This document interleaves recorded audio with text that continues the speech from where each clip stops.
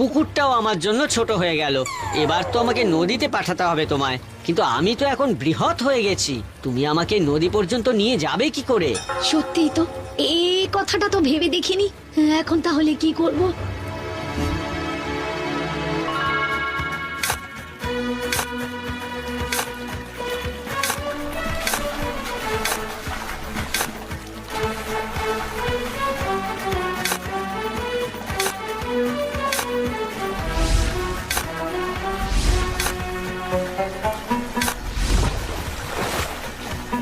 মাগো, তুমি ছিলে বলেই আমার প্রাণ আজ রক্ষা পেল। সত্যি মহারাজ তাদের সন্তানের জন্য সব করতে পারে। তুমি আজ তা আবারও প্রমাণ করলে। ধন্য তুমি মা, ধন্য তুমি। তুমিও তো আমার সব দুঃখ দুর্দশা দূর করেছো, আমার মনের ইচ্ছা মুখে আসার আগেই পূরণ করেছো। আমি তো তেমন কিছু করিনি মা, তবে এবার আমাকে করতে হবে। কারণ কারণ সামনে যে তোমার সমূহ বিপদ। বিপদ? আমার আবার কিসের বিপদ? প্রবল ঝড় জল হতে চলেছে খুব তাড়াতাড়ি, আর সেই ঝড় জল অনেক দিন ধরে চলবে গো। এই নদীর জলেও আমি তা বেশ বুঝতে পারছি। তবে তুমি চিন্তা করো না মা, তোমার কোনো বিপদ আমি কিছুতেই হতে দেব না। তুমি কি বলছো বাবা? তার মানে তো আমার ছেলে, ছেলের বউ, আমার গ্রামবাসীরা সকলেই বিপদে পড়বে। বাবা কুমার, তোমাকে আমায় বাঁচাতে হবে না, তুমি শুধু ওদের রক্ষা করো বাবা। যারা তোমার ওপর এত অবিচার করলো, তুমি নিজের কথা না ভেবে সন্তান আর গ্রামবাসীর কথা ভাবছো। কি করব বাবা, আমি তো মা, কথাতেই তো আছে কুসন্তান হলেও কুমাতা কখনোই হওয়া যায় না। তাই আমাকে এক্ষুনি গ্রামে গিয়ে সকলকে সাবধান করতে হবে। আমি যাই কেমন? এই এই, কে কোথায় আছো? সবাই শোনো, প্রবল ঝড় বৃষ্টি হতে চলেছে। যে বৃষ্টিতে গ্রাম ভেসে যেতে পারে। নিজের স্বামী সন্তানকে নিয়ে এক্ষুনি এসো আমার সঙ্গে। তোমরা শুনতে পাচ্ছ? ঝড় আসতে চলেছে। আসুক না, মানে এ তো প্রথমবার ঝড় বৃষ্টি আসা নয়। না না না না বৌমা, তুমি বুঝতে পারছো না, এই ঝড় সাধারণ ঝড় নয়, সব ভেসে যাবে। আমি মিথ্যে কথা বলছি না। এখনই তোরা গ্রাম না ছাড়লে যে সব শেষ হয়ে যাবে। বললাম তো, আমরা কেউ তোমার সঙ্গে যাব না। না, তোমার মায়ের কথা তোমরাও বিশ্বাস করতে পারলেও আমি এবং আমরা তা করি না, তাই আমরা ওর সঙ্গে যাব।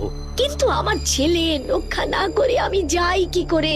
বাবা কানাই, বলাই, আমার কথা শোন বাবা, তোরা চল এখান থেকে।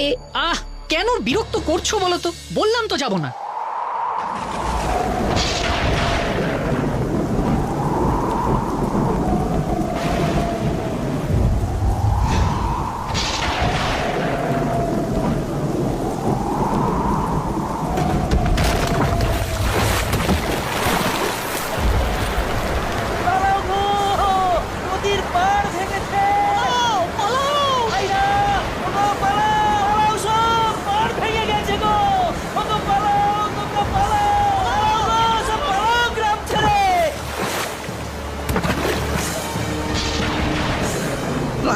মাগো, আমরা আমাদের ভুল বুঝেছি, তুমি আমাদের বাঁচাও, নয়তো আমরা সহ এই গ্রামের সবাই ভেসে চলে যাব। আমি কি করব এখন? আমি এতগুলো লোকের প্রাণ কি করে রক্ষা করব? হে ঈশ্বর, পথ দেখাও।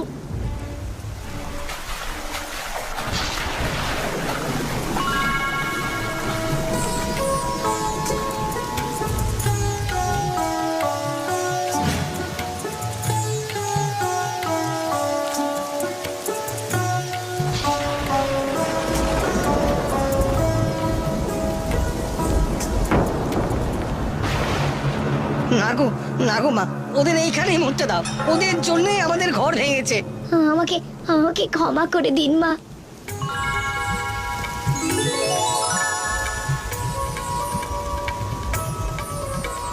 যে তোমাকে এত কষ্ট দিল, তোমাকে ভিটে ছাড়া করলো, তাকেই তুমি আবার বাঁচাচ্ছ। হ্যাঁ গো, কারণ উনি যা করেছেন নিজের মেয়ে জামাইয়ের সুখের কথা ভেবেই করেছেন। উনি কেবল যে পথ বেছেছিলেন তাতেই ভুল ছিল। বুঝেছি দিদি, খুব বুঝেছি। ভালোবাসার মানুষদের ভালো রাখতে হলে অন্যদেরকে ঠকিয়ে নয়, আত্মত্যাগ করতে হয়। যাক বাবা, শেষ ভালো যার সব ভালো তার।